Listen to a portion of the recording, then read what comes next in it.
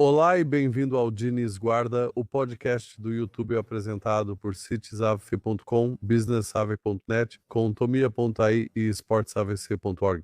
E estamos aqui continuando a apresentar personalidades fantásticas dos negócios e da tecnologia, os pensadores e as mudanças que estão promovendo, eu diria, uma narrativa melhor para o mundo em que vivemos. E especialmente nos dias de hoje, isso é mais importante do que nunca.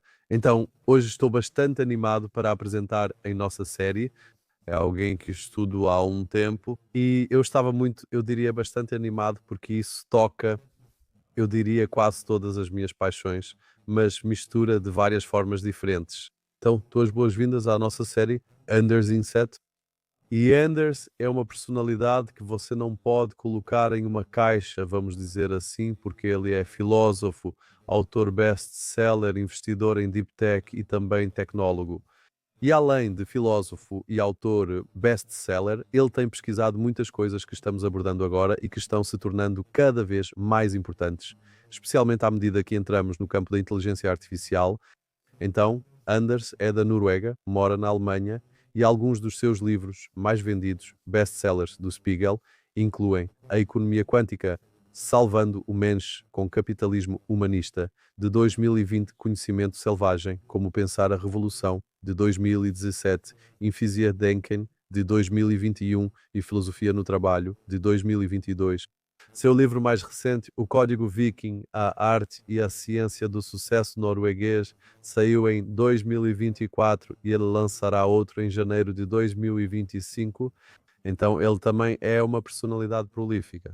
Além de escritor, líder de pensamento e filósofo, ele é fundador e Chief Executive Officer do grupo Nordis, empresa de capital de risco e consultoria criada em 2022 para apoiar o crescimento de empresas de tecnologia avançada. A Norzi investe em negócios de tecnologia do início ao venture capital, promovendo avanços para a humanidade e conectando-os a decisores, investidores e empresas de private equity. Ele é o idealizador de vários projetos, como a Aliança da Economia Quântica, além de ser sócio fundador e investidor do Instituto Global de Liderança e Tecnologia, Instituto Global de Liderança e Tecnologia, que oferece programas educacionais para empresas e indivíduos, promovendo colaboração, diálogo e cocriação para avançar a liderança no mundo moderno. Poderíamos falar sobre várias coisas. Quero também destacar o trabalho em que ele atua como conselheiro sénior e investidor na Terra Quantum AG, uma empresa suíça de deep tech que é líder em tecnologias quânticas, impulsionando a inovação e o que é chamado de segunda revolução quântica. Poderia citar mais coisas, vamos incluir a biografia e dar as boas-vindas à nossa série Anders. Estou bastante animado e também tentando explorar todas as áreas da sua personalidade. Diniz, obrigado por me receber. Prazer estar com você. Então acho que você é definitivamente alguém que não podemos colocar em uma caixa e que tem muitas áreas diferentes. Alguém que é investidor de risco precisa ser pensador, mas ser também filósofo, autor e tecnólogo é raro, com algumas exceções notáveis, e você é uma delas. Antes de tudo, gostaria de saber sobre a Noruega para o mundo e algumas coisas que você fez. Se você pudesse me contar um pouco do seu histórico, mas começando um pouco pela infância, eu sempre gosto de voltar pelo menos a um momento da infância. Depende de onde você quer chegar e do que te tornou quem é, ou se imaginava estar onde está quando era criança. Sim, eu cresci em uma cidade bem pequena na Noruega. Acho que eu tinha uns 12 anos quando disse para o meu pai que nunca iria trabalhar para alguém. Eu sempre quis criar minhas próprias coisas. E percebi que tinha muito interesse em construir várias coisas. E obviamente o que me motivava naquela época é ao que voltei agora com a filosofia e meu trabalho recente, a busca por novas experiências, por aprender. A experiência de aprender, eu acho, é uma das coisas mais importantes que a gente meio que perde quando entra nesse reacionarismo da sociedade atual. Criamos uma rede social com polegar para cima, para baixo e reações instantâneas que geram gratificação. E é uma sociedade de otimização. Nós maximizamos a arte de estar certo. Essa visão de minha opinião versus sua opinião é muito binária. Nunca vi o mundo como algo fixo ou binário. Sempre percebi isso, especialmente nos últimos anos. Defini isso como homodinamismo, o dinamismo da vida, sem equilíbrio. Existe uma busca pelo que eu chamo de equilíbrio dinâmico. Mas mesmo na minha infância, parecia que eu era movido por essa curiosidade em direção ao progresso e a novas experiências. e sempre me dava algo em troca quando eu percebia que tinha aprendido algo.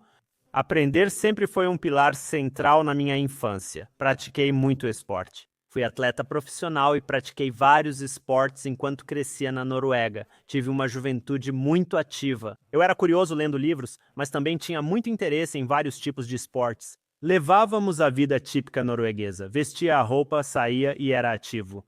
Muito de tomar iniciativas e ter autonomia. Cresci em uma família muito estável e, eventualmente, me mudei para os Estados Unidos. Me formei lá no ensino médio e voltei para a Noruega, onde comecei a estudar marketing, na verdade. Tirei um ano de folga após os Estados Unidos para ir à Alemanha, pois recebi uma oferta para jogar handebol olímpico lá. E eu queria aprender o idioma alemão e ler filosofia alemã no original, captar as nuances da língua, a beleza das coisas que não conseguimos traduzir. Então isso me levou a alguns desses pensadores com os quais nos familiarizamos bastante, através do estudo das conquistas filosóficas que muitos autores de língua alemã ou escritores alemães contribuíram para vários aspectos da filosofia. E sim, e então eu estava, além da minha carreira esportiva, desde cedo muito interessado em construir empresas e me considerava um capitalista hardcore.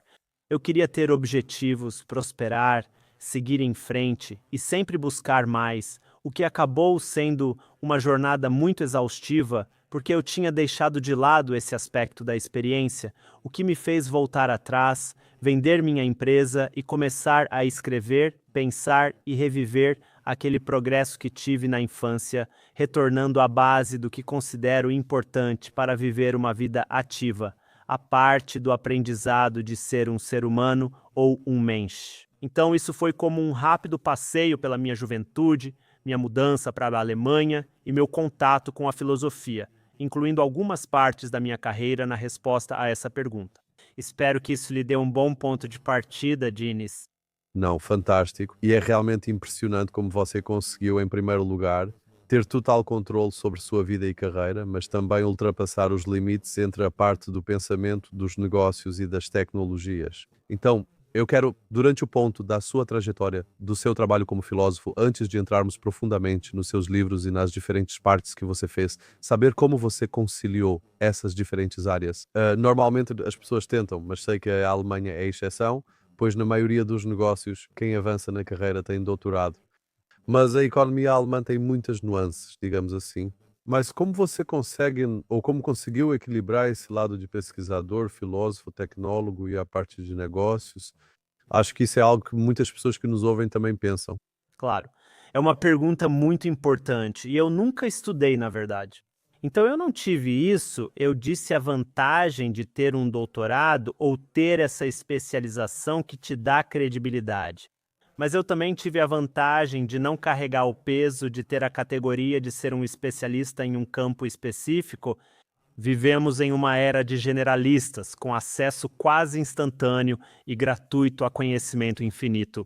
E o que retomamos hoje é basicamente a arte de pensar. Para mim, a filosofia é uma prática de pensamento. Se você é um pensador em seu tempo, significa que tem uma visão diferente sobre certos conceitos e pode observar o mundo para pensar em como aplicá-los à realidade física.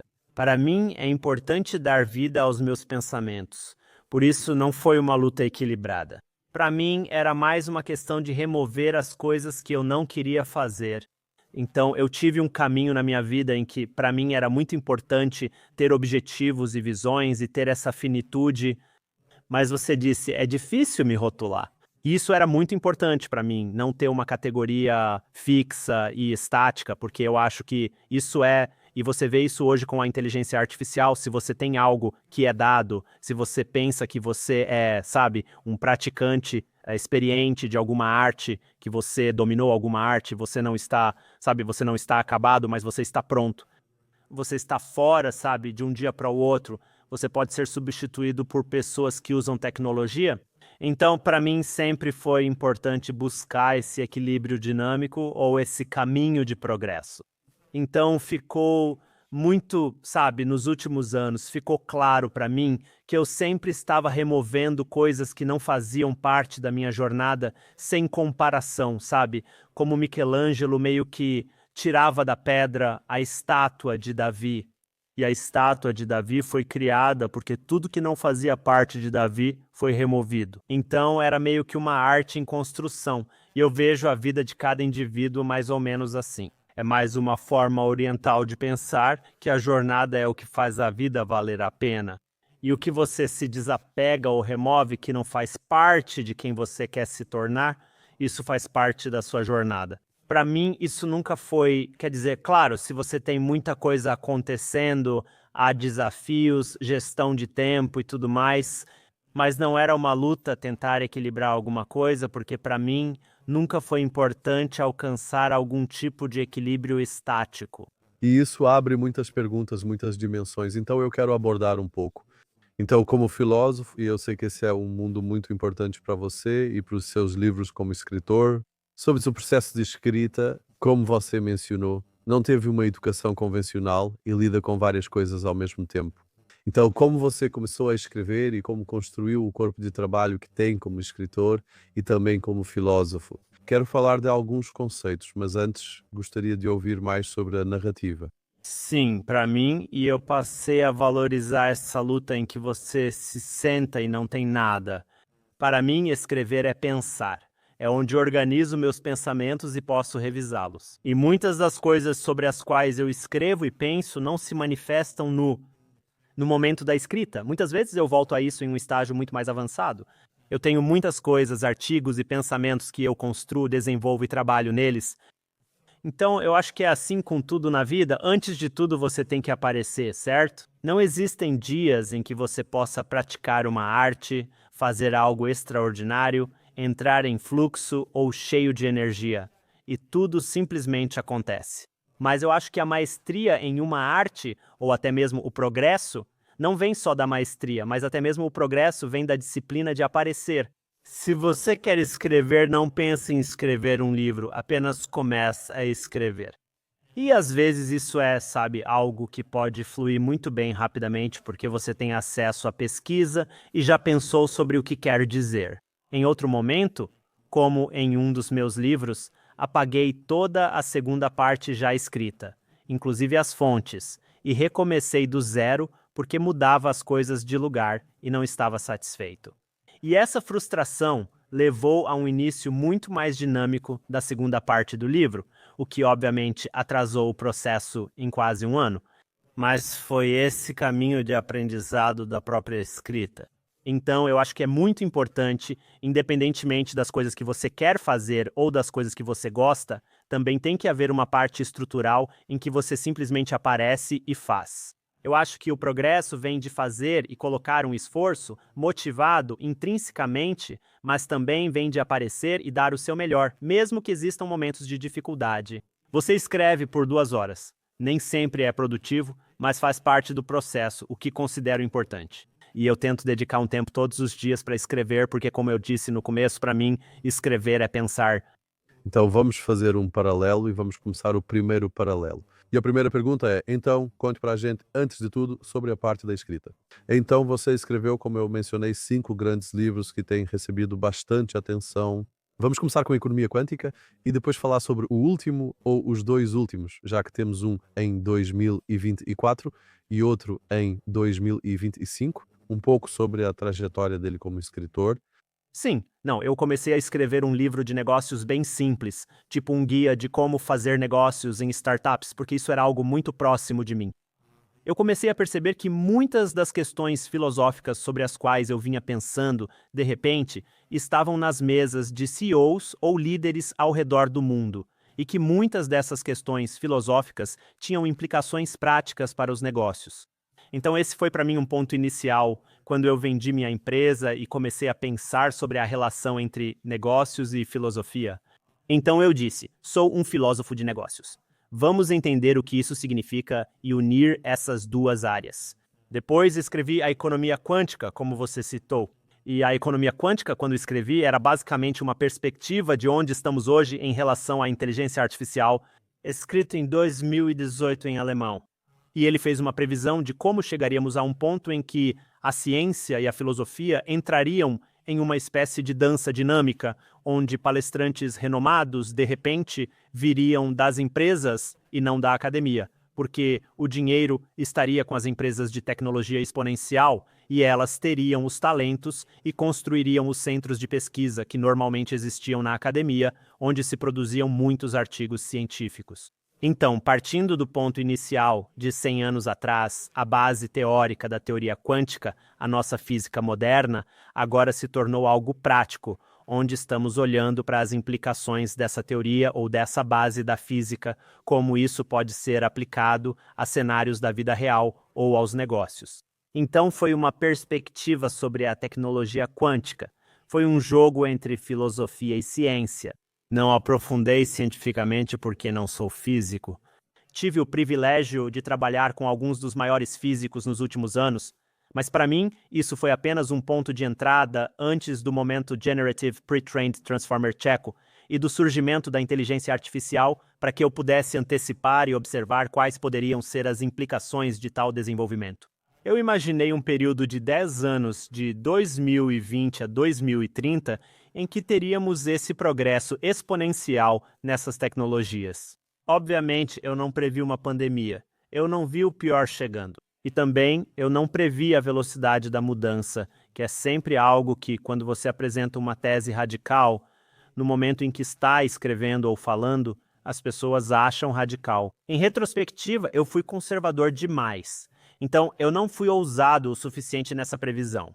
Mas, basicamente, eu imaginei mais ou menos o tipo de sociedade que temos hoje durante a década de 2020 até 2030. E esse era o livro.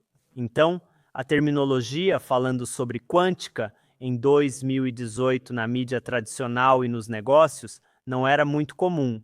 E relacionar isso à economia era, obviamente, algo que os cientistas e físicos não gostavam. Por isso, o livro atraiu muita atenção sobre esse tema. No subtítulo em inglês diz capitalismo humanista, o que não é necessário.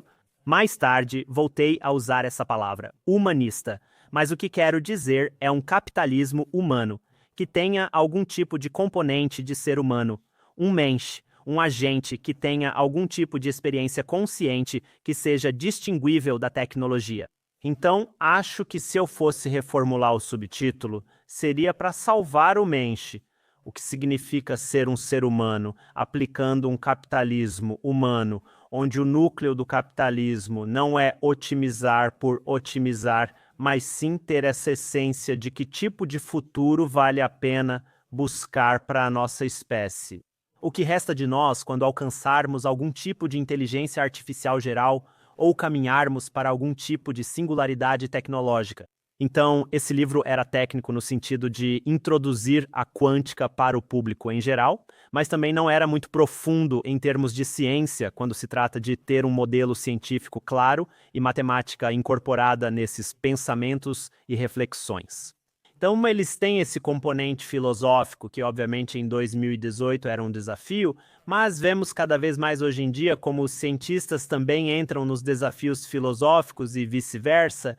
Então, sim, acho que foi uma perspectiva futurista muito boa sobre para onde a tecnologia estava caminhando, e eu percebi isso. E agora estamos entrando no ano do quântico. 2025 é reconhecido pela Organização das Nações Unidas e pela Organização das Nações Unidas para a Educação, a Ciência e a Cultura para celebrar o progresso quântico como ciência e tecnologia quântica. Isso, para mim, é obviamente um momento muito empolgante para refletir sobre como as implicações dessas tecnologias na economia e em nossa vida em geral vão se desenrolar à medida que avançamos com elas. Você aborda muitos temas muito importantes. Provavelmente eu diria que meu público já está acostumado a esse tipo de discussão, mas elas têm várias implicações, nuances e camadas. Então vamos olhar primeiro. E claro, o que você acabou de mencionar abriu muitas portas, porque desde a época em que você escreveu aquele livro e agora que você também tem 2 novos livros chegando, vimos a inteligência artificial se tornar algo comum e a computação quântica também está prestes a se tornar comum. Mas há muito de dois sangues. Gostaria que você explicasse ao nosso público e a quem nos ouve de forma mais simples. Você já mencionou isso, mas queria só os conceitos para quem nos ouve. Então, como filósofo, nem você tem o lado humanista e o capitalismo, a forma como você olha para o humano, né, que você mencionou de uma maneira um pouco diferente. E então temos o quântico, e claro, podemos olhar para a mecânica quântica, podemos olhar para a computação quântica, e agora temos a inteligência artificial no meio disso tudo.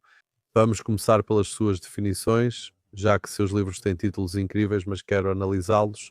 Economia Quântica é um dos títulos do seu livro e resume muito do que você faz, unindo computação e mecânica quântica à economia, além da sua abordagem humanística. Vamos começar definindo isso.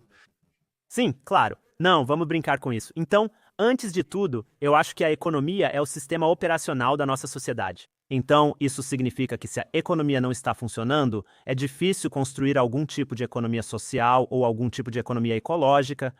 Se não há recursos para dividir ou investir em novas tecnologias, temos outros problemas.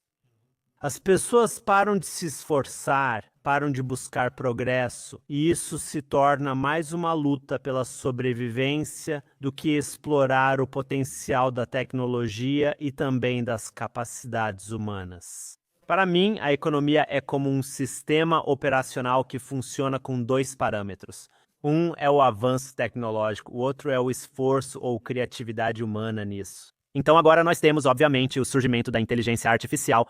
E eu acho que você meio que já avança para o uso de computadores quânticos, embora eu tenha investido nessa área e esteja esperançoso com o progresso da tecnologia quântica. Não há evidências claras de que os computadores quânticos farão muitas coisas que os computadores convencionais ainda não conseguem fazer. Se você observar como os algoritmos foram otimizados e como a computação agora progrediu com novos chips e capacidades. Então, eu não diria que existe um caminho claro e evidente. Há muito potencial que podemos explorar e muitos campos que são muito impactantes quando se trata da economia disso, mas eu acho que não é que inteligência artificial e quântica sejam algo diferente. O que eu vejo agora, e em particular em 2025, o que veremos é que teremos computadores híbridos, onde algoritmos quânticos são executados em computadores híbridos na nuvem, onde temos soluções em nuvem que otimizam diferentes cenários. O que veremos é que a quântica será o motor da inteligência artificial. Então, vamos passar de inteligência artificial para uma inteligência artificial turbinada, que seria a inteligência artificial quântica. Então, não há um componente aqui que diferencia as duas. É mais sobre como usar o algoritmo e as capacidades de alguma nova fonte ou poder computacional, caso o progresso na correção de erros e o avanço dos computadores quânticos prossigam. Mas ainda estamos um pouco longe de ter computadores quânticos estáveis que possam fazer muitas dessas coisas. Mas, novamente, aqui o progresso pode ficar muito mais rápido. Então eu acho que, sabe, eles estavam analisando a complexidade das coisas, sendo mais integradas, mais soluções híbridas. E nós estamos analisando, sabe, se vamos usar tecnologia quântica, estamos olhando para várias aplicações, tanto de software quanto de hardware. O termo computador quântico é o mais conhecido pelas pessoas. Mas a tecnologia quântica em si é muito mais ampla do que simplesmente, sabe, ter um computador quântico estável que possa fazer cálculos muito além de qualquer computador binário que conhecemos hoje. Então, eu acho que tudo isso está interligado. E quando eu falo sobre economia quântica como uma terminologia, é mais sobre ter esse entendimento filosófico, entendimento da física quântica. Então, como você deve saber, há muitas coisas que podemos construir em cima dessa física fundamental definida, a física quântica. Mas existe uma incompletude na teoria quântica, através da física quântica, que não é compatível com a forma como percebemos a realidade. Então, no nível muito pequeno, existe um desafio onde as coisas se manifestam na realidade. E até hoje, os físicos quânticos aprendem sobre a interpretação de Copenhague, onde na física quântica você tem algum tipo de observador que observa o colapso da função de onda, que se manifesta em um estado. Há pouco a dizer sobre esse observador e não sabemos o que é consciência. Então, ainda existem muitas coisas ou problemas muito fundamentais, eu diria, na física quântica que ainda precisam ser resolvidos. Portanto, se há uma nova física mais fundamental ou um ponto onde se unem relatividade geral e teoria quântica, não faço ideia. Houve muitas especulações sobre isso. Então é por isso que eu pensei, sabe, que o quântico é a forma fundamental de como construímos a realidade ou construímos o mundo como o vemos. Até Richard Feynman mencionou que, ao criar uma simulação ou matriz, ela deve ser construída de forma quântica. E, portanto, para mim, sabe, olhando para a economia como o sistema operacional, eu usaria o termo quântico como a base filosófica e científica fundamental para pensar sobre a economia. Então, isso foi basicamente o caminho que eu segui ao escolher o termo para ter exatamente aquele dinamismo que mencionamos no início, de que o capitalismo não é um sistema que você pode aplicar ou substituir por outro sistema, mas sim um caminho, uma forma dinâmica de operar esse sistema operacional. Então, você olharia para isso como um computador, o mundo como um computador, e você tem uma fundação, um hardware, e então, em cima disso, você constrói o sistema operacional. O sistema operacional nunca é perfeito, então você precisa corrigir o da terra oposta. Assim, você aprimora o capitalismo para um meio, e esse meio é a própria essência de, sabe, nós como indivíduos, como espécie, como seres humanos, o que queremos viver, como queremos viver e o que queremos alcançar. E é aí que essa menção ou esse aspecto humano entra em cena para dizer que, se pudermos, teoricamente falando, construir tudo o que conseguimos expressar ou pensar, isso é teoricamente possível. Se tudo faz parte de uma realidade física que poderíamos reconstruir, então a questão não é mais se isso é alcançável. A questão então passa a ser: queremos construir isso com o risco de nos substituirmos ou de termos algum tipo de consequência que vá além da nossa imaginação? Hoje, precisamos refletir sobre as implicações das tecnologias que vocês desenvolvem. A inteligência artificial em relação à computação quântica talvez seja uma das maiores conquistas que já alcançamos. Ao mesmo tempo, é possivelmente nosso maior risco existencial, superando até guerra nuclear e clima. Então isso cria um paradoxo e muitos desafios para nós refletirmos. E eu não era tão claro ou complexo nesses pensamentos lá em 2018, mas isso evoluiu para os novos livros, onde trabalho muito de perto com meu distinto colega Florian Neukert e reflito sobre as implicações fundamentais e como podemos observar e usar a matemática e a teoria quântica para explorar isso, tanto em um nível científico quanto filosófico. Nós chamamos isso de ficção científica, time da ficção científica, filosofia da ciência, e é aí que estamos hoje. Então espero que isso lhe dê uma visão mais ampla do termo quantonomia, de onde eu obviamente empresto o termo quântico. Quero comentar o que você disse. Acho isso. Então você aborda uma parte muito grande, porque de um lado tem a parte quântica da forma como você vê o mundo, aí você fala de inteligência artificial e também de como todas essas coisas e todas essas diferentes dimensões funcionam juntas. Então eu tenho uma pergunta bem grande, mas acho que ela toca muito do seu pensamento. Então, Geoffrey Hinton, e você acabou de mencionar isso, Geoffrey Hinton recentemente afirmou que temos de 10 a 20% de chance de que a inteligência artificial possa levar a humanidade à extinção em até 30 anos. Vou fazer uma pergunta complexa baseada em uma das suas teorias, algo que raramente faço. Já entrevistei aqui no podcast o Nick Bostrom. Então, uma das coisas que você fez em 2022 com seu distinto colega, o físico Florian Neukart e Markus Lisk, acho que vou pronunciar errado, e Michael Harry Perstein, foi publicar o artigo Estamos Vivendo em uma Simulação Quântica, analisa de várias maneiras como Nick Bostrom definiu a hipótese da simulação. Acho que o exemplo mais famoso é o feito recente da computação quântica do Google, que provou ser possível realizar em pouco tempo tarefas que levariam centenas de anos. Estamos em um nível paradoxal porque, como humanos, se voltássemos 10.000 anos, teríamos capacidades quase divinas. Mas, como você disse, também estamos questionando e duvidando de toda a nossa existência. Porque, antes de tudo, como o George Winton mencionou, e a tese dele é que criamos uma espécie de consciência digital, do jeito que Nick Wolfson chama essas IAs, e eu também chamo assim, que têm capacidades e inteligência sobre-humanas. Então, no fim das contas, nós já criamos outra espécie. Então, a minha pergunta é, na sutileza de tudo isso, filosófica, científica e também de negócios, porque há muitas considerações para a sociedade em todo o mundo. Como você vê isso? Talvez eu devesse conferir no seu livro, mas como o título aborda o tema, como podemos olhar para a humanidade durante nossa conversa? Vivemos um paradoxo. De um lado, questionamos nossa humanidade. Você cria uma espécie tecnológica mais poderosa que nós. Também questionamos nossa simulação, pois ela reflete nossa realidade. Mas ao mesmo tempo, ainda temos 8 bilhões de pessoas no planeta. Podemos conversar aqui, mas diria que 90% das pessoas nem entendem o básico de tecnologia. Não falo dos conceitos filosóficos discutidos aqui. Então, eu gostaria de ver como podemos realmente encontrar um equilíbrio nisso e como você enxerga todos esses conceitos juntos. Eu sei que é uma grande questão, mas você está debatendo.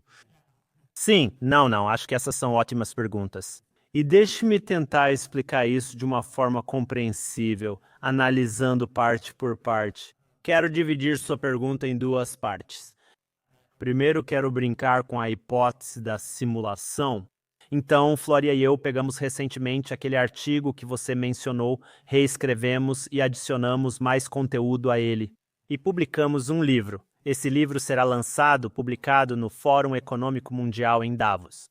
Ele se chama Ex Machina, o experimento de Deus, onde buscamos criar Deus através da máquina.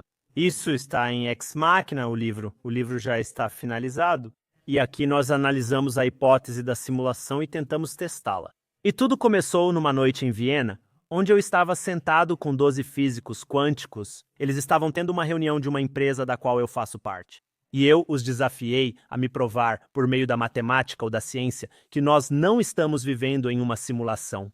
E ele achou que isso seria fácil. E Florian me ligou 6 meses depois e disse: "Eu não durmo há 6 meses, Andrew. O que você fez comigo?" Isso deveria ser possível, mas é muito difícil devido aos desafios da teoria quântica e de como enxergamos o mundo. Então, Nick Bostrom, em 2003, propôs um argumento que contém 3 cenários diferentes, dos quais um deve ser verdadeiro. Um é que nunca alcançaremos a maturidade tecnológica porque vamos nos extinguir antes de chegar a esse ponto. Então, ao longo do caminho, existe algum tipo de fator inevitável ou algo acontece que faz com que morramos antes de conseguirmos construir uma simulação.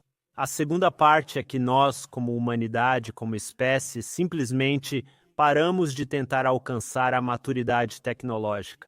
Ficamos entediados ou achamos outra coisa para fazer, buscar encantamento ou atingir um estado meditativo, entre outras atividades. Paramos de criar novas tecnologias, como se disséssemos: "Meu iPhone já basta, estamos satisfeitos." Podemos fazer diferente, o primeiro cenário também é possível. Mas, novamente, se esse é um caminho cíclico, então sabe como isso acontece? O que isso representa para a humanidade, se há uma data limite já definida para a nossa espécie? A segunda parte é meio difícil imaginar agora que vamos parar de buscar o progresso. E o terceiro argumento é que o progresso é possível. E com isso, então, não há limite. É só imaginar que é uma questão de tempo até conseguirmos construir uma simulação. Então esse é o argumento que Elon Musk, Neil deGrasse Tyson, Nick Bostrom e também filósofos como David Chalmers têm dito, que há uma grande probabilidade de já estarmos vivendo em uma simulação, porque se o progresso é possível, e pela experiência que você e eu tivemos nos últimos 50 anos, desde jogar Pong em um jogo bidimensional até esses óculos virtuais que temos hoje. Se isso continuar, então estamos no momento mais empolgante da história humana, ao que parece, porque agora estamos construindo uma simulação, o que é uma probabilidade muito pequena se olharmos para todo o contexto do universo. Então, se isso for verdade, é muito mais provável que já vivamos em uma simulação. E esse é o argumento. E se milhões e milhões de pessoas construíssem simulações, que teriam simulações dentro da simulação, nós estaríamos em algum ponto dessa cadeia de simulações. Então, obviamente, a probabilidade de não fazermos parte da realidade base, acho que Elon Musk se referiu a isso como uma chance em bilhões de vivermos na realidade base. Então, sim, poderíamos ser a primeira civilização, ou poderíamos ser a última civilização, ou poderíamos estar em qualquer lugar na cadeia de construção de simulações. O que isso muda? Bem, existem várias formas na filosofia, e isso não é algo novo quando pensamos sobre a realidade. Platão, com a alegoria da caverna, sobre como percebemos o mundo. René Descartes, filósofo francês, imaginou um gênio maligno que alimentaria nossas experiências sensoriais. Ou o bispo Berkeley falou sobre idealismo subjetivo, que basicamente afirma que o que você percebe é real. Isso significaria que todos os agentes na Matrix percebem seu entorno. Portanto, a Matrix é real. E isso também se aplica se colocarmos alguns mundos virtuais hoje. Se você tem uma reação ao mundo, se você tem algum tipo de experiência, então esse mundo é tão real quanto qualquer outra experiência, porque nos proporciona uma experiência sensorial em nossa mente. Então sabemos que o que vemos, como vemos o mundo, provavelmente não é como o mundo realmente é lá fora. Isso também levanta a dúvida se existe um mundo real ou se somos apenas personagens em um jogo criado por um adolescente de 14 anos simulando física newtoniana para vivermos e agirmos. Então essa é a parte da simulação, e existem teorias contra isso, teorias a favor disso. E nós escrevemos um livro sobre isso, tentando encontrar observações ou argumentos contra a hipótese da simulação. E a única coisa que conseguimos pensar foi que, se você construir uma simulação dentro de uma simulação ad infinitum, eventualmente a entropia do universo faria com que o computador base parasse, considerando que não há intervenção externa nesse computador, porque os computadores dentro dos computadores provavelmente teriam os mesmos limites físicos do computador acima. Então isso faria com que a entropia do universo, enquanto não pudermos manipular ou reverter a entropia, fosse o critério para o argumento de que haveria algum tipo de parada, que poderia ser uma implosão de algum tipo de Big Bang ou reacender outro universo ou algo assim. Esses foram pontos discutidos no livro. Agora, sobre o que você mencionou, era uma pergunta complexa. Então, por favor, me desculpe pela minha longa dívida com esse mundo. A outra parte da sua pergunta trata do progresso da inteligência artificial em direção à inteligência artificial geral, a superinteligência, um dos livros de Nick Bostrom, e onde você se refere a Geoffrey Hinton e também ao trabalho recente sobre inteligência artificial e os prêmios Nobel e tudo o que estamos discutindo em torno do ingresso em uma inteligência artificial geral, basicamente uma inteligência artificial que faz tudo como a totalidade de todos os seres humanos, só que mais rápido e melhor. E quando esse ponto for alcançado, ela simplesmente vai disparar para algum tipo de estado imprevisível. Esse é um dos argumentos. E isso está relacionado ao segundo livro, que será lançado em 29 de abril, já está disponível na Amazon. Ele se chama O Paradoxo da Singularidade, unindo a humanidade e a inteligência artificial. E aqui nós analisamos exatamente isso. Você vê o que acontecerá quando nos fundirmos com a tecnologia ou quando tentarmos construir a consciência. Então, nós olhamos para a física e o que significa estar vivo, e nós abordamos vários aspectos da física quântica para observar o mundo. E o que argumentamos nesse livro, e apresentamos o que chamamos de inteligência humana artificial. Então, argumentamos que, enquanto houver potencialidade para fazer mais uma pergunta, usando uma referência a Asilbov, enquanto houver mais uma pergunta a ser feita, enquanto houver uma pessoa que possa sentar e conversar com o computador e ter uma experiência dessa conversa, enquanto houver autopercepção. Então, existe agência, certo? E é isso, então precisamos ter esse aspecto. Também é um pouco romântico dizer que não somos apenas entidades computacionais. Então, esse é o argumento de que precisamos criar algum tipo de inteligência humana artificial, onde aumentamos nossa inteligência por meio de uma superinteligência, mas permanecemos no sentido de manter o aspecto que não explicamos, ou seja, o que significa ser um ser humano. Porque o argumento diz que, se pudéssemos explicar tudo, sabe, se você construir um cérebro e tiver cada neurônio como as interconexões funcionam e como elas trabalham, então teremos uma mente? Então teremos consciência? Sabe, de onde vem a centelha mágica do surgimento de um pensamento? De onde isso vem? Mas nós dizemos que pensamos, nós não pensamos, nós pensamos sobre pensamentos. Refletimos sobre fatos já processados pelo nosso cérebro, eficiente em energia, talvez não tão bom para armazenamento, mas com outras capacidades. Se isso for um computador quântico, que também são teorias sobre as quais Roger Penrose falou bastante, intituladas Estamos falando sobre fenômenos quânticos de maricotúbulos ou cérebro, então estamos olhando para potencialidades de reconstruir tudo.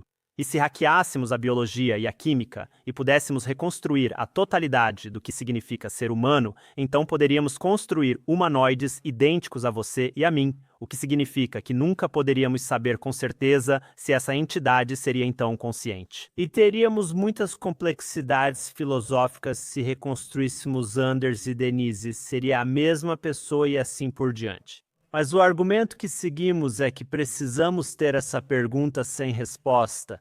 O progresso deve ser possível, porque caso contrário, tudo é uma computação. Voltando ao assunto, talvez estejamos em uma simulação, tudo seria um computador. E então isso se torna irrelevante, obviamente, na medida em que estamos criando um computador e assumimos essa magia do que significa ser um ser humano.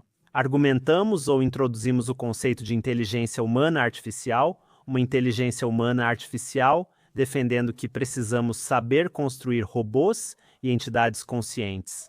Porém, ao reconhecermos que não são idênticos aos humanos em essência, a possibilidade de manter algum tipo de agência. Então é um pouco romântico também em relação à essência do que significa ser humano. Mas, novamente, aqui eu entrei na toca do coelho e pensei sobre todos os tipos de escolas e práticas sobre o que é consciência, seja o panpsiquista que acredita que a consciência é fundamental e assim por diante. Poderíamos conversar por horas sobre esses assuntos, mas, em resumo, o paradoxo da singularidade aborda os paradoxos deste tempo em que vivemos e em relação à tecnologia. E deixe-me concluir isso com uma citação de um dos filósofos que abordou o paradoxo, e foi o filósofo dinamarquês, filósofo existencialista Søren Kierkegaard, que disse que um pensador sem paradoxo é como um amante sem paixão, uma mediocridade medíocre. Então eu acho que precisamos dos paradoxos. Precisamos desses estados não solucionáveis e desses estados potenciais para seguir em frente. Se tudo se tornar estático, nossa espécie vai entrar em homeostase, e isso é basicamente um sistema morto. E esse será o fim da humanidade. Então, se esses são os 10 a 20% aos quais você se refere, nosso desafio é evitá-los e deixar algo para o desconhecido, porque enquanto houver potencial para o desconhecido, há potencial para progresso e, portanto, também para a vida e para a vida humana que pode experimentá-la. Então, isso é destrinchar suas perguntas multidimensionais e relacioná-las com nossas publicações que estão por vir. Adoro isso. Mas é muita coisa, especialmente para quem nos ouve. Sempre gosto, como pai, pensador, líder e empreendedor, de refletir. Essa é a minha próxima pergunta. Quero voltar ao seu outro livro, O Código Viking, a arte e ciência do sucesso norueguês. Então, eu tenho uma fascinação pelos vikings. Claro, eles têm seus lados positivos e negativos e você é descendente de um deles. Também sou descendente dos portugueses, de um dos primeiros impérios globais, e os vikings vieram antes. Então você mergulhou nas artes e ciências da cultura, que é a sua cultura nativa. O desafio que enfrentamos, e minha pergunta, é como considerar todas essas narrativas, especialmente o que você disse, e manter o equilíbrio. Porque, como a maioria dos filósofos da história, é claro, desde a invenção de Aristóteles, Platão, Veza, Kierkegaard e muitos desses grandes nomes, o que eles tentaram fazer foi criar narrativas para definir o que significa ser humano. No momento, a pergunta ainda não foi respondida. E claro, você pode levar isso para um lado ou para o outro, porque você pode estar mais do lado direito ou do lado esquerdo, pelo menos na política. Mas como humanos, nossa divisão provavelmente está em como criamos uma arte e ciência de viver e como trazemos isso para uma cultura que tenha algum tipo de, eu diria, algum tipo de nível positivo, não nihilista e também não destrutivo. É a parte humanista dos seus livros e da sua narrativa. Então, voltando a falar sobre este livro, O Código Viking, a arte e ciência do sucesso norueguês, e sobre essas grandes questões que estamos enfrentando agora. E eu sei que neste livro sobre o Código Viking, você revela como atletas de alto desempenho noruegueses e outras figuras de sucesso usam grandes valores culturais para alcançar uma influência desproporcional no cenário mundial, o que eu também adoro, porque no fim das contas, a maioria dos impérios e todas as coisas que discutimos aqui, que os filósofos construíram era, ok, quem tem a inteligência vai controlar a narrativa e, de fato, controlar a civilização. Então, a questão é, neste momento, criamos máquinas, voltando à inteligência artificial, mais poderosas do que nós. E definitivamente, bem, Sam Altman há alguns dias, e vem repetindo isso há meses, já disse que alcançou a inteligência artificial geral e que está no caminho para a superinteligência. Também sabemos, como você disse, que podemos criar uma inteligência artificial humana. Se você olhar para a narrativa da ficção científica, desculpe, vai ser outra grande pergunta, mas acho que com você toda a pergunta deve ser grande. Se observarmos as narrativas de ficção científica, use o seu livro O Código Viking como base. Gosto disso pela arte e ciência do sucesso norueguês. Se analisarmos as narrativas de ficção científica ao abordar uma inteligência artificial humana ou não, é possível construir ambos. E claro, não teremos apenas uma narrativa. Então, se você olhar para filmes como O Criador, temos várias iterações diferentes de máquinas. Eles provavelmente não terão algumas máquinas super avançadas. E para nós vou-te dar dois exemplos. Na divisão de inteligência artificial que construo, criamos dois agentes que, mesmo em pequena escala, ficaram descontrolados e começaram a nos questionar, e eles eram LLMs puros. Nem estou falando de nada com a capacidade de inteligência artificial geral que você pode ter, ou pelo menos com parte da capacidade de GPU que você pode colocar em alguns desses modelos de Large Language Model. Então, a pergunta para você é: tenha em mente a capacidade da tecnologia. Nem estou falando de computação quântica, já que o Google mostrou que é possível alcançar essa capacidade. Estamos em um grande epicentro de tecnologias avançadas radicais, que de várias formas são como uma inteligência alienígena, pois podem escalar o humano em milhares ou milhões de maneiras. E para nós também, enquanto falamos, eu fiz um algoritmo no Google sem usar inteligência artificial S e fiquei um pouco chocado porque, por exemplo, se você olhar apenas para o número de agentes de inteligência artificial que já temos, neste momento estamos falando de cerca de 3 bilhões de agentes de inteligência artificial e até 2050 podemos chegar a 100 bilhões ou até trilhões em potencial. Então, minha pergunta para você é: como mantemos essa arte, essa ciência e a situação real? E isso faz parte do seu livro de várias maneiras, mas ao mesmo tempo não perdemos o controle, porque para nós, mesmo em uma simulação, de certa forma, claro, as pessoas ou entidades que estarão em uma simulação, se voltarmos ao Nick Bostrom, é como, por exemplo, se nós somos os humanos e você vai e destrói uma colônia inteira de abelhas ou de formigas, no final eles vão destruir de qualquer jeito porque você está construindo prédios e tudo mais. Então essa dimensão não importa para nós porque estamos em outro nível de inteligência. Então como você vê isso sem ir para uma abordagem nihilista? Acho que essa é a primeira pergunta, mantendo os pés no chão, lembrando que você também é pai e também um empreendedor bastante bem-sucedido. Sim, vou abordar a parte técnica e complexa em relação a isso.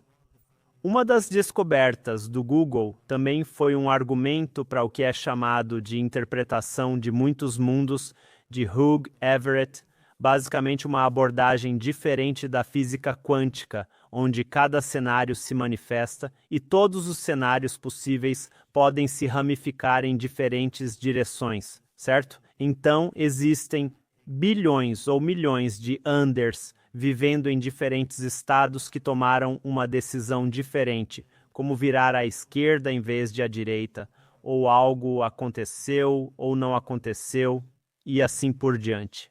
Essa é uma teoria completamente diferente e um dos grandes defensores é Sean Carroll, que falou bastante sobre a interpretação de muitos mundos, e David Deutsch, com quem tive o privilégio de conversar e que é uma das minhas grandes fontes de inspiração, também pensou muito sobre isso, porque ele argumenta, claro, que as outras teorias da física quântica não são possíveis. Mas, novamente, isso parece ter algum tipo de significado para mim. A vida é uma jornada maravilhosa para lugar nenhum. Ninguém pode tirar a experiência que tenho aqui, sentado conversando com você.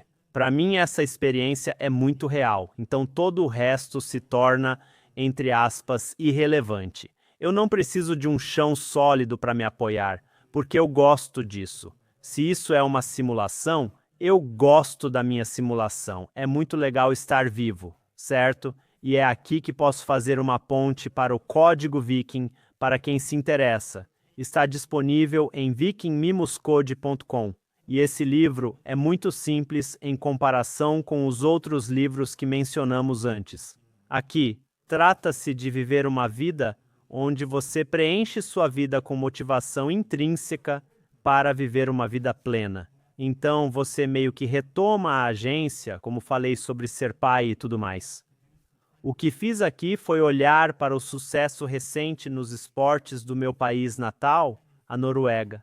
Para quem conhece, a Noruega costumava ser muito boa em esportes de inverno, como esqui, porque tem neve. E isso é um bom argumento para se tornar bom em esqui, certo?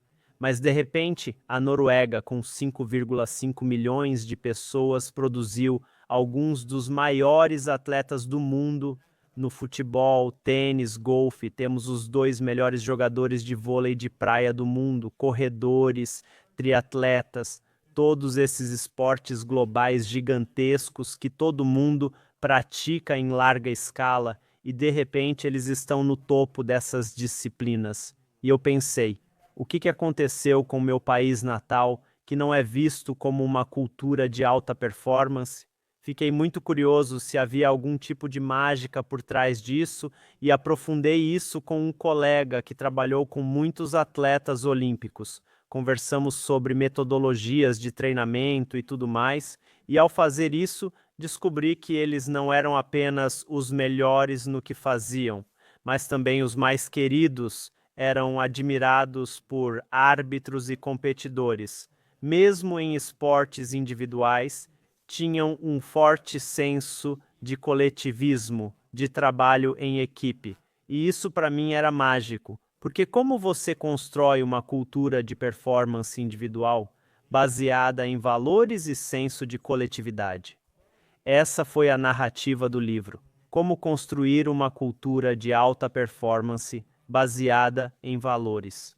Eu argumento no livro que os resultados que eles alcançaram são consequência de um processo, não apenas do objetivo. Imagine correr uma maratona.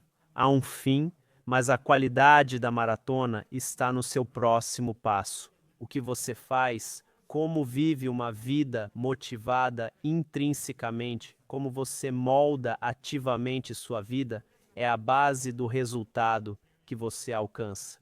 E isso volta para um mundo onde agora podemos nos comparar com todos ao nosso redor.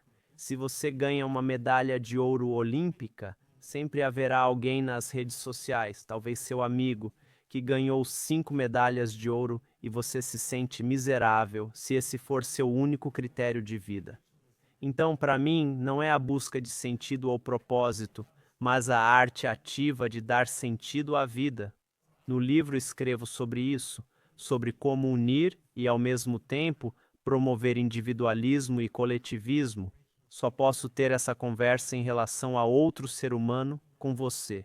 Eu sou porque você é, certo? E essa interdependência é uma dança que temos. Em vez de apenas uma declaração de independência, onde é sobre mim acima de todos, também nos comprometemos com uma declaração de interdependência, onde atuamos em relação a outros seres humanos. O livro é sobre esportes, sobre como criar essa cultura ativa, e na segunda parte é muito prático sobre como aplicar o Código Viking à educação, política e negócios.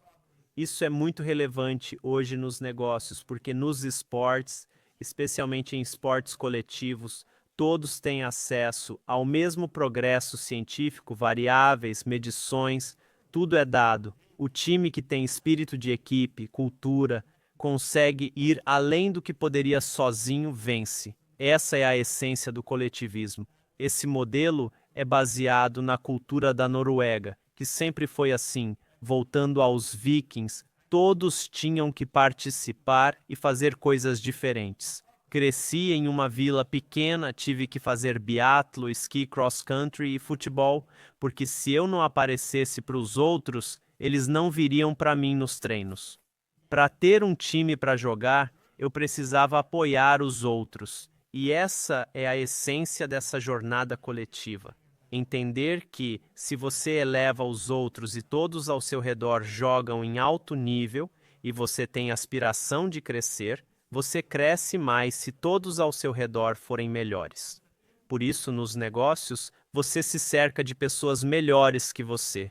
Isso se torna, voltando à tecnologia, um modelo de aprendizado por reforço, porque você contribui para o coletivo, serve à comunidade, ao time, e o time cresce, e você pode crescer ainda mais. Esse é o dinamismo do progresso que leva a resultados. Escrevo no livro sobre algo que pode ser mencionado: ser microambicioso, ter microambições. Sim, devemos ter metas e visões, mas a maioria de nós não vai construir foguetes ou ganhar prêmios Nobel ou medalhas olímpicas.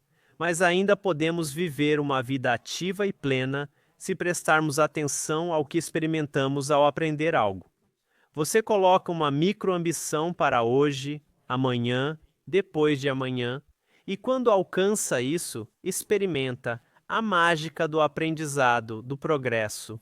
Esse é o caminho, é assim que redefino o sucesso no Código Viking. Voltando à minha carreira pessoal, fui atleta profissional, construí empresas. Do ponto de vista externo, diriam que Anders é bem-sucedido, mas nunca me senti assim. Hoje, conversando com você, me sinto muito bem-sucedido porque posso acordar todo dia e aprender, experimentar minha própria experiência, ver a beleza do progresso. Não estou buscando um propósito finito na vida, estou dando propósito à minha vida e, por isso, vivendo uma vida ativa. Existe uma palavra mágica em alemão chamada Lebendigkeit, que representa a vitalidade da vida, o que significa estar vivo.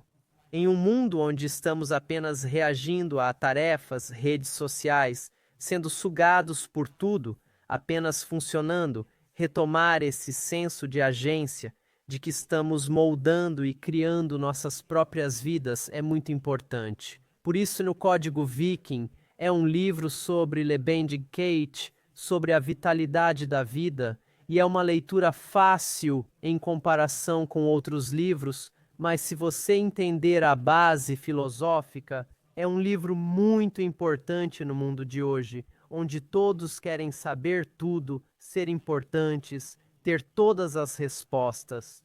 Muitas vezes encontro pessoas e vejo que as luzes estão acesas, estão aqui, mas me pergunto: tem alguém em casa para perceber essas luzes?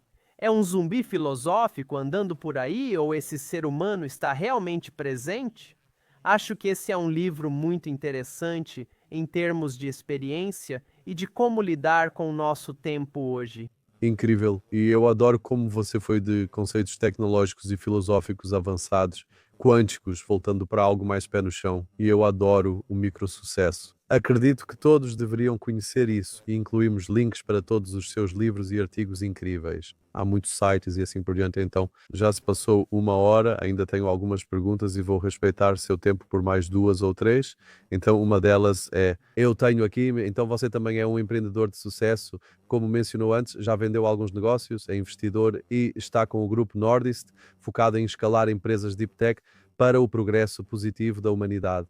Então, conte-nos sobre essa parte do seu negócio e como você traz todos os diferentes aspectos da sua filosofia para o seu negócio e, especialmente, como isso funciona e como as pessoas podem saber mais sobre isso. Sim, então a Nordis eu fundei junto com meu sócio há alguns anos porque queríamos estruturar muitas das atividades que eu faço, porque, como disse no começo, para mim, filosofia é uma prática de pensamento. Eu queria ver meus pensamentos e reflexões se manifestando em projetos, e eu não queria construir uma empresa só para mim, eu queria fazer parte de empresas onde eu pudesse aprender algo. Eu me inspirei muito em um colega da Noruega, que também é investidor. Ele fundou uma das maiores empresas de educação do mundo, a Kahoot, e Johan Brandt me disse que a estratégia de investimento dele é retorno sobre o aprendizado em comparação ao retorno sobre o investimento. Retorno sobre o aprendizado significa retorno sobre o aprendizado.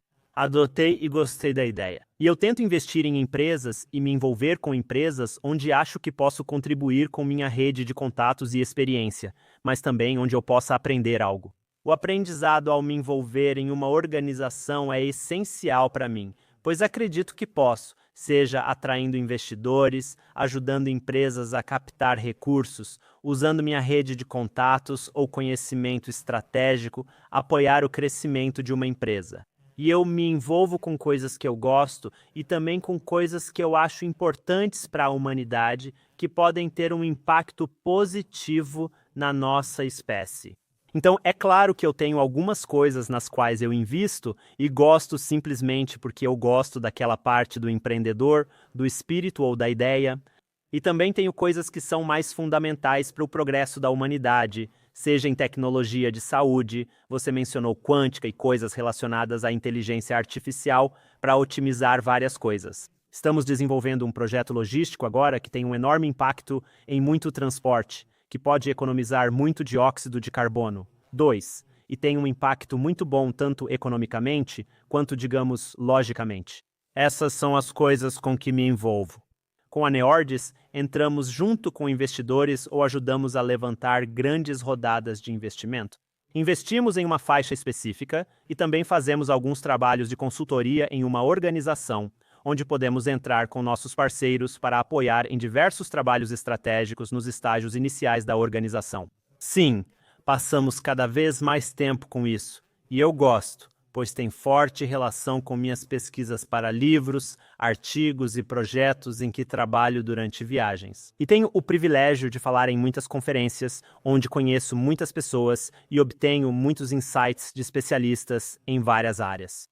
Então, para mim, essa curiosidade absoluta de aprender tudo ainda é um fator que vem desde a minha infância.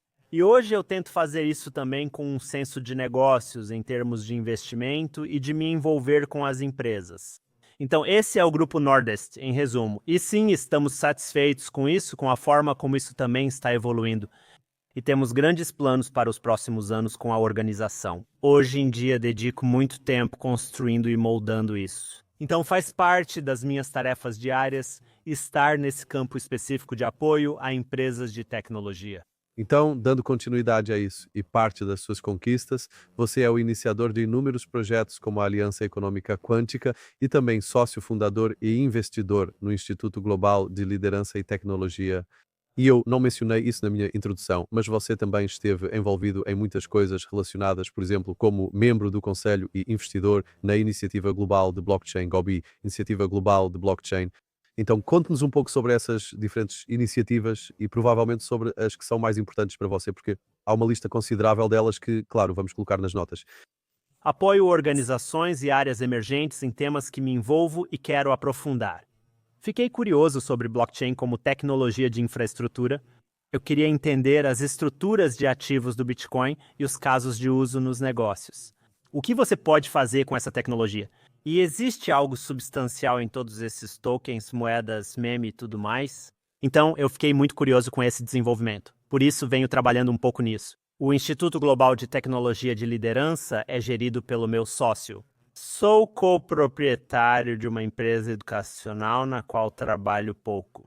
Alguns clientes estão na minha rede de contatos. O que fazemos lá é colocar um pouco do meu pensamento filosófico em programas educacionais e trabalhar com grandes empresas nesses tipos de temas, seja na área de inteligência artificial, seja na área de liderança ou também na área de ecologia. Então essa é a organização. E com a economia quântica, sim, isso basicamente evoluiu em torno do livro. E estamos reunindo a comunidade e tentando apoiar várias iniciativas. Não há um grande modelo de negócios em torno disso, mas é basicamente o interesse que tenho no campo da tecnologia quântica e na noção filosófica relacionada a isso. E é aqui que também dedico muito tempo com meu colega, que é um dos membros do conselho da Terra Quantum, Florian Neukert, meu coautor. E nós fazemos muitas dessas trocas de ideias e pensamentos sobre como a tecnologia quântica e o campo quântico estão evoluindo. Então essa é a minha maneira de estar fortemente envolvido, próximo do desenvolvimento desses centros de pesquisa e das várias organizações. Então, Eu também dedico um tempo facilitando eventos e reunindo a comunidade para fazer parte desse diálogo e obter as últimas atualizações e entendimentos sobre diversos artigos e avanços na tecnologia. Então, estou muito curioso para saber como isso vai evoluir, quem serão os líderes e quais serão os modelos de negócio. Então, eu tento não ficar exatamente na linha de frente disso, talvez, mas pelo menos entre as pessoas que recebem informações sobre as novidades em um estágio inicial. Este é meu caminho na economia quântica para construir e moldar isso. Com certeza você está bem mais avançado que antes. Então claro, eu sei que temos limitações, mas uma grande pergunta, esta deve ser a última grande pergunta para respeitar seu tempo. Sobre o novo livro, você já comentou, mas gostaria de aprofundar. Então, X-Máquina, né? Experimento de Deus. Você cobre tudo que falamos na entrevista, mas seu subtítulo é O Experimento de Deus. Então, quero abordar isso porque tocamos indiretamente nesse assunto, mas sei que é algo grande. Estou especialmente interessado porque, no fundo, acho que estamos brincando de deuses. Claro, não é no filme e também no livro Odell. E claro, você está tocando em todas essas coisas diferentes aqui. Então, uma das coisas, e isso faz parte do seu site e parte do livro. O livro ainda não é público, mas já pode ser encomendado. Também recebemos várias coisas diferentes. Vamos reunir todos os links aqui, mas você trata de muitos temas com ênfase na abordagem experimental. E você analisa, talvez possamos descobrir evidências sobre a natureza da nossa realidade. E claro, os limites computacionais. E estou citando agora também do livro. Apesar dos limites computacionais, observações e análises sobre teorias da simulação abrem novas perspectivas sobre questões existenciais, reconhecendo os limites do conhecimento científico atual. Acho que minha pergunta não é repetir o que já dissemos, pois as pessoas podem ouvir isso diversas vezes. Há muita sabedoria aqui, mas também muitas dúvidas para todos. Então, definitivamente estamos nessa fase em que estamos brincando de deuses conosco mesmos, antes de tudo, porque estamos reengenheirando a nós mesmos. E você mencionou antes que é possível criar uma inteligência artificial humana ou algum tipo de parte aumentada do que significa ser humano. Também estamos brincando com o conceito de Deus. Claro, isso é muito científico, mas também, provavelmente, para as pessoas mais religiosas é algo muito delicado. Mas como você vê esse senso de urgência tão forte e essa sensação de ruptura? Fale mais sobre o livro, já que você vai lançá-lo em janeiro em Davos, e quero saber detalhes, pois você só mencionou rapidamente. Não, quero dizer, antes de tudo, eu tenho grande respeito por várias crenças. Eu acho que ter algo em que acreditar, seja qual for o Deus, seja o que for, é importante para muitas pessoas, porque lidar com uma realidade não sólida é muito frustrante se você começar a pensar em infinitos e refletir sobre os vários desafios que temos.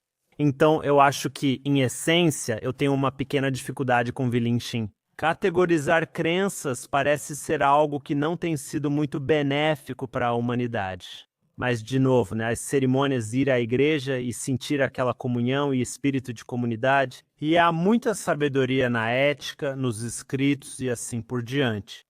Eu preciso de um Deus? Eu estou aberto. Eu me considero um ateu agnóstico. Se todos concordassem, se o teísmo moderado existe e há um Deus, concordem em um e apresentem-me. E eu estou aberto a refletir e entender, certo? Eu preciso disso? Não, não preciso. E, portanto, eu estou nesse sentido de ter essa base filosófica. Sou muito aberto à ideia de que há coisas inexplicáveis, e é isso que refletimos no livro. Dizemos que ao buscar felicidade, divindade e imortalidade via tecnologia, estamos basicamente criando deuses, deus ex machina. E, sabe, se nós somos parte de uma simulação quântica, então tem que haver algo fora disso. Sabe, algum tipo de computador base que tenha algo, um computador base. Precisa haver um estado inicial, entende? E aí entramos nessa questão, sabe? Como algo pode evoluir do nada e o que restaria de nós se conseguíssemos descobrir cada átomo, cada função e cada subpartícula biológica do nosso corpo e soubéssemos de tudo. Nós hackearíamos a biologia, o que isso significaria, o que restaria de nós como espécie humana. Sabe, existe algum tipo de consciência coletiva superior que é não computacional, que é até mesmo não física? Este livro trata dessas questões e como elas podem se manifestar. você está absolutamente certo ao dizer que, mesmo não tendo havido muito progresso nesse campo para descobrir as respostas, a noção e o volume de debate, o interesse, a curiosidade e o investimento em tentar entender isso definitivamente aumentaram exponencialmente. Agora conectamos nossos cérebros, como disse, hackeando biologia e química. E isso vai acelerar, você sabe, com algoritmos avançados. A tabela periódica tem hoje cerca de 118 elementos e deve chegar a 130 ou 140, pois a inteligência artificial com algoritmos em supercomputadores vai descobrir novas substâncias. Isso novamente levará a avanços e mais. Então, o livro, nesse sentido, se chama O Experimento de Deus, porque estamos tentando criar tudo, o entendimento. Então, quero dizer, desde o início, se removermos, também há muitas reflexões citáveis sobre como o tempo e o espaço tiveram um bom momento e o colapso do espaço e do tempo. Imaginou, sabe, criar o seu próprio pai? O que isso significava, né? Então, esse é o espectro de reflexões se você começar a olhar para todas as absurdidades e estranhezas que encontramos. E, portanto, acho que o experimento de Deus, para mim, meio que manifesta ou representa o caminho em que estamos. Queremos criar o Criador. E, portanto, no livro escrevemos sobre a transição do criacionismo divino para o criacionismo humano.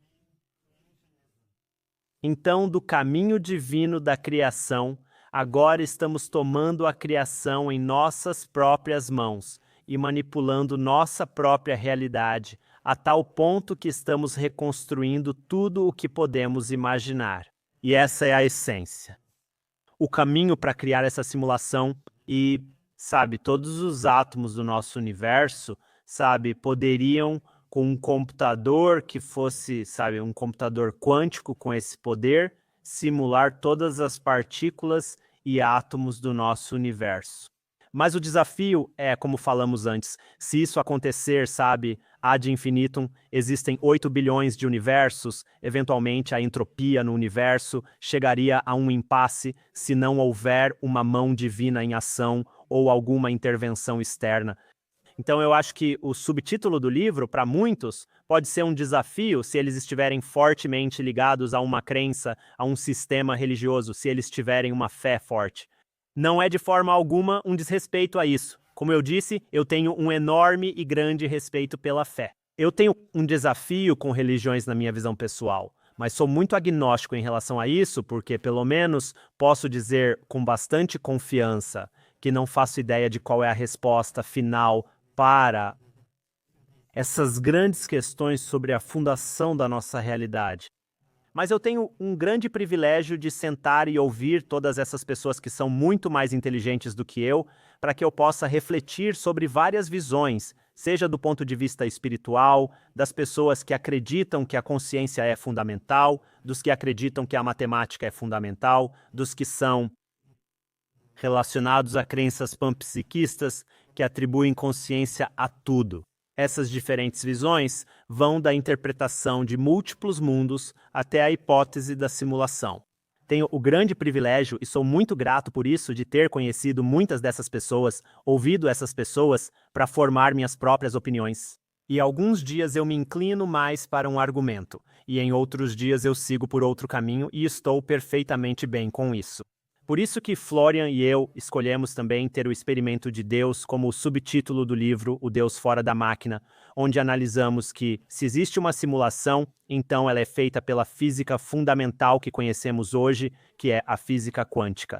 E se essa realização acontecer, basicamente estaremos tomando a criação em nossas próprias mãos. Não estamos apenas brincando de deuses, mas criando uma máquina semelhante a um deus. E, portanto, esse é o título do livro. Então eu concordo completamente. E isso envolve muitas coisas. Então, uma última pergunta. E ela se baseia na sua redação, A Liderança Faustiana de Deus, que eu adoro. E, na verdade, é algo em que eu penso muito, certo? À medida que construímos inteligência artificial, todos nós estamos construindo com os nossos dados. Você comentou que já criamos algo avançado com poder parecido ao de Deus, independente das crenças. Mas eu acho que o mito de Fausto é muito importante para o mundo atual porque, no fim das contas, os humanos sempre fizeram pactos para alcançar algo. No seu ótimo ensaio, você disse que isso é prático de várias formas. Mas você conclui, e sei que vai explicar mais, que essa humanidade representa ativação. Gostei do que você disse, especialmente sobre tecnologia e inteligência artificial, como se hoje vocês contratam, demitem, gerenciam pessoas e tomam decisões humanas. Às vezes nos afastamos de pessoas que amamos ou amamos um dia. Uma das coisas que você disse é que essa humanidade ativa nos permite enfrentar nossos demónios e influenciar positivamente nossas vidas. Quero falar sobre isso. O que mais gosto no seu trabalho é que você consegue ser profundo e ainda muito humano. Essa parte da humanidade nunca foi tão importante e é algo sobre o qual tento refletir. Como podemos manter essa humanidade no meio da competição e do fato com Fausto? Em empresas é preciso evitar a competição prejudicial, mas em certas culturas muitas pessoas competem. Então eu quero falar com você sobre esse ensaio como minha última pergunta para você. Como você lida com o pacto de Fausto? Esse é o pacto com o diabo. Vamos colocar dessa forma. Não, quero dizer, Goethe escreve sobre isso em Fausto, e isso nos leva de volta àquele debate sobre, você sabe, no começo havia luz. Não, não, não. No começo havia uma ação, o Tat, a Handlung em alemão, e esse Vitat, e Mungu Waditat. E isso é ativação. Para mim, a liderança nisso é, sabe, você seria em alemão, em inglês, herói de ação, mas um herói de ação é sobre agir. Em alemão, você tem uma palavra que é descrita como Handlung. Isso é uma atividade de ativação, não de ação. E o Tat era tun, o que você faz, um fazer. Você também é um herói da ação, mas isso não faz sentido. Essas são algumas das palavras mágicas que você tem na língua alemã e que realmente não são representadas na língua inglesa. E eu peguei e tive um desafio para traduzir isso para o inglês. Eu escrevi o artigo inicialmente em alemão sobre liderança e analisei o Fausto de Goethe. E eu acho que a lição principal é basicamente que no começo não havia luz, havia uma ação, sabe? Havia atividade e algo aconteceu. E isso é, sabe, como podemos ter agentes ativos. Como formar líderes que antecipam cenários e constroem o futuro com iniciativa. Futuro, para mim, é um verbo, sabe? Através do futuro. É algo que fazemos. Claro, você pode ficar parado e algo vai acontecer, mas estamos em uma situação em que podemos ativamente, talvez como nenhuma espécie humana ou geração anterior, influenciar pelo menos a nossa própria realidade? Temos acesso a tecnologias incríveis, temos recursos e, portanto, sabe, essa essência da ativação se torna tão importante.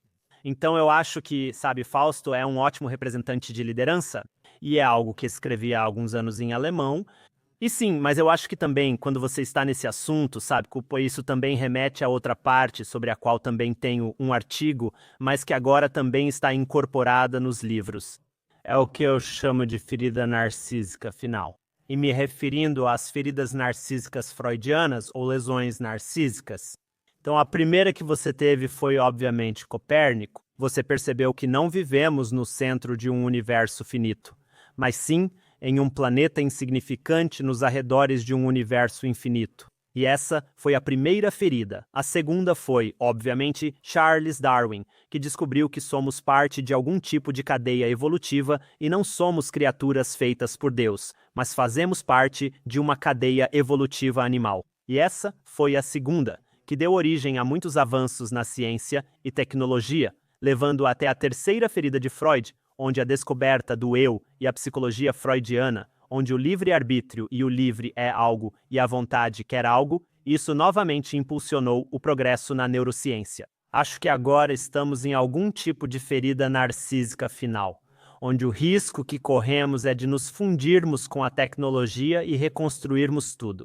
Mas em algum momento desse caminho, perdemos a agência, a reflexão sobre o que isso significa, a conversa seria a mesma, mas ninguém notaria. Então você meio que entraria na Matrix e, sabe, não haveria ninguém para observar isso. A conversa ocorreria, mas sem consciência. É meio que como Narciso que olha para a água e vê o reflexo dessa beleza. E a imagem da beleza ainda está lá, mas não há ninguém ali para percebê-la. Você tem o zumbi humanoide perfeito. E esse é o risco, a ferida narcisista final. Antes de terminarmos, acho que todos devemos ter cautela quanto a isso. Então, quem for o último a pular para dentro da simulação, certifique-se de deixar as luzes acesas, porque é muito legal experimentar a vida. Uau, essa é uma ótima maneira de encerrar essa 1h30 ou mais. Foi uma honra. Acho que vou pedir uma segunda rodada para você aprofundar mais. Provavelmente vou estruturar vários conceitos, pois hoje aprofundamos muito e há grandes questões. Mas acho que para as pessoas que estão nos ouvindo, vamos colocar os links para todos os seus ensaios, livros e também sites fantásticos. Há muito conteúdo em alemão e inglês e você disponibiliza muitos textos.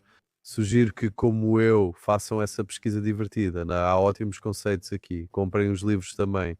Acho todos os livros fantásticos e estou ansioso para ler mais, especialmente o último que sai em janeiro.